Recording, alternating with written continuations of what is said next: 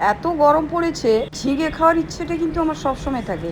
ঝিঙেতে দেখবেন জল বেরায়, ওইটাই খুব শরীরের পক্ষে সুখদায়ক, শরীর ঠান্ডা করে।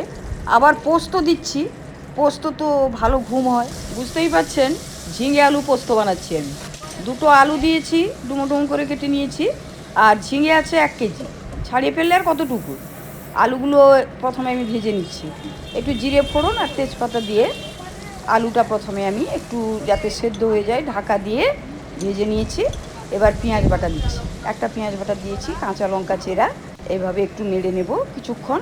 নেড়ে নেওয়ার পরে পোস্তটা আমি বেটে রেখেছি, মিক্সি জারেই বেটেছি, সিলে বাটা খুব কষ্টকর, যাই হোক।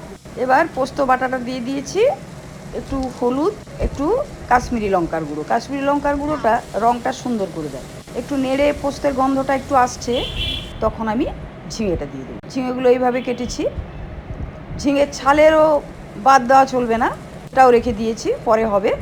এইভাবে নাড়িয়ে নিয়ে ঢাকা দিয়ে দেখুন কতটা জল বেরিয়ে গেছে। আমি একটুও জল ব্যবহার করিনি, কিন্তু অল্প চিনি দিলাম। চিনিটা অপশনাল, দিতে পারেন না দিতে পারেন। এইভাবে আমি রান্নাটা করেছি। আপনারা কিভাবে করেন কমেন্টে একটু জানাবেন। এই গরমে সবাই ভালো থাকবেন।